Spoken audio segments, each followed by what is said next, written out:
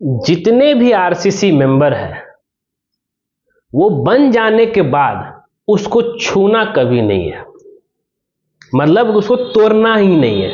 नहीं तो मैं बहुत ऐसे घर में देखा हूं, पार्किंग का लोहा का गेट लगाने के लिए हो, चाहे घर के अंदर दरवाजा लगाने के लिए हो, जहां पे कॉलम आता है उस कॉलम को पूरी तरीके से तोड़ दिया जाता है। क्यों भाई? डोर फ्रेम फिक्स करना है ना, पार्किंग में जो है लोहा का गेट लगाना है ना, और उस समय उसको ये याद नहीं रहता है कि भाई अगर हम आरसीसी मेंबर जो कॉलम है उसको हमने ढलाई कर दिया है, अब अगर हम उसको थोड़ा सा भी तोड़ते हैं तो बिल्डिंग के मजबूती पे असर पड़ेगा। वो ये नहीं सोचता, वो सोचता हमको बस फिक्स करना है। बहुत ऐसे जगह पे देखा गया है, चाहे लकड़ी का दरवाजा का फ्रेम लगाना हो, चाहे पार्किंग का लोहे के फ्रेम लगाना हो, हर जगह जो है कॉलम को तोड़ा गया है। आज के बाद से कॉलम को हाथ भी नहीं लगाना है, मतलब छूना भी नहीं है। तो अब मन में सवाल आएगा, ठीक है सर आप तो बोल दिए कि हाथ नहीं लगाना, छूना नहीं है, तो अब हम दरवाजा कैसे लगाएं? अब हम पार्किंग का लोहा का गेट कैसे लगाएं? तो इसका समाधान बस ये है कि भाई एक एंकर फास्टनर, ठीक है, पहला आता है एंकर फास्टनर। अगर आप एल्युमिनियम बोलते हैं, स्टेनलेस स्टील का दरवाजा पार्किंग में लगाते हैं तब उसको एंकर फास्टनर से यूज करना है, और उसको जो है जिसको हम लोग इंसर्ट प्लेट जैसा बना देना है, और उसी पे ऊपर फिर वेल्डिंग कर देंगे जो कि पता भी नहीं चलेगा। दूसरा, कॉलम ढलाई के समय ही एमएस का क्लैंप, जिसको होल फास्टनर बोल सकते हैं, उसको लगा देना है। वो किस लिए? पार्किंग में लोहा का दरवाजा लगाने के लिए। बहुत बेहतर तरीका है, आप ऐसा कर सकते हैं।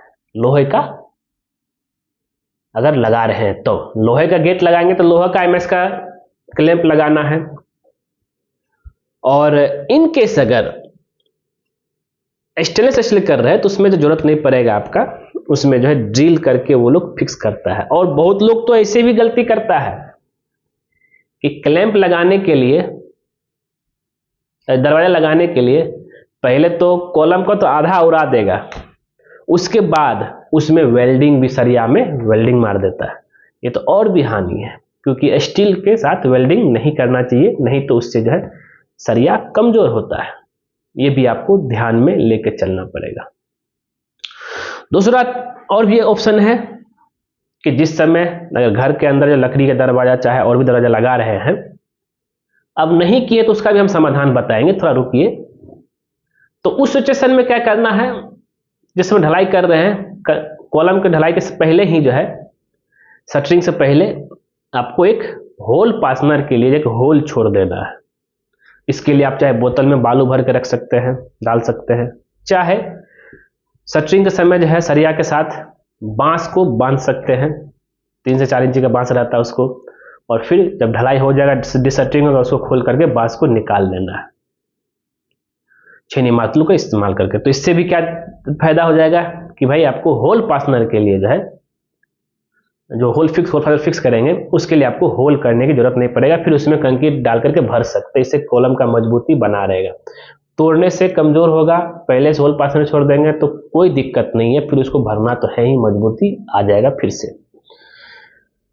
तो ये हो गया दोस्तों। अदरवाइज अगर आप कॉलम ढलाई कर दिए हैं, आप सोच रहे करें तो क्या करें, तो इसका एक ही उपाय है, एंकर फास्टनर यूज करना। आप डोर फ्रेम को होल करते हुए एंकर फास्टनर यूज कीजिए, कॉलम तक लेकर जाइए और वहां पे एंकर फास्टनर लगाइए और जो है उसको टाइट कर दीजिए। इससे भी आपका दरवाजा लग जाएगा। या नहीं तो एक क्लैंप आता है, उसमें भी एंकर फास्टनर यूज करना है, क्लैंप के साथ उसको जो है लगा देना है। बहुत ऐसे ऑप्शन है कंस्ट्रक्शन काम में, जो कि काम हो जाने के बाद भी जो है आप कर सकते हैं बिना आरसीसी मेंबर को तोड़े हुए। और याद रहे, कॉलम सबसे मेन चीज है जिसको कभी तोड़ना नहीं है। भले ही आप एंकर फास्टनर यूज कीजिए, भले ही आप जो है ड्रिल करके उसको यूज कर रहे हैं, चाहे क्लैंप यूज कीजिए, चाहे डायरेक्ट एंकर फास्टनर यूज कीजिए, लेकिन जो है उसको कॉलम नहीं तोड़ना है। अब बात आता है सर ठीक है पार्किंग वाला गेट में क्या करेंगे? तो पार्किंग वाला गेट में आपको जो है जो पार्किंग गेट बनाएंगे वो फ्रेम स्टाइल बनाएंगे, चारों साइड से उसका फ्रेम होना चाहिए, फोल्डेबल होना चाहिए, और उसको जो है ऐसे जो स्ट्रेंथ आना चाहिए, अगर पहले से आप क्लैंप दिए हुए हैं उससे इसमें भी जो है वही सेम चीज है कि इसमें भी एक प्लेट लगा करके इंसर्ट करना है पहले, और उसमें एंगल फास्टनर यूज करना, उसको फिक्स करना है, फिर उसके साथ उसको वेल्डिंग कर देना। इसमें उतना स्ट्रेंथ नहीं आएगा जितना जो है आपका पहले से कंक्रीट ढलाई के समय ही अगर आप एंकर फास्टनर यूज करते तब। तो कभी भी आरसीसी मेंबर ढलाई हो जाने के बाद छूना नहीं है, याद रखना चाहिए। ठीक है दोस्तों, तो दोस्तों उम्मीद करते हैं वीडियो को जरूर पसंद आया होगा। पसंद आया जरूर उसको लाइक कीजिए, शेयर कीजिए, कमेंट कीजिए, और खास करके हमारे चैनल को सब्सक्राइब कर दीजिए, क्योंकि जैसे ही आप हमारे चैनल सब्सक्राइब करेंगे उसके बगल में बेल आइकन बन जाए, सब क्लिक कर दीजिए। उससे बेनिफिट बस होता है जब सिविल इंजीनियर दीपक कुमार को नया वीडियो अपलोड लेकर आएगा सबसे पहले आपके नोटिफिकेशन में दिखेगा। वीडियो देखने के लिए धन्यवाद दोस्तों।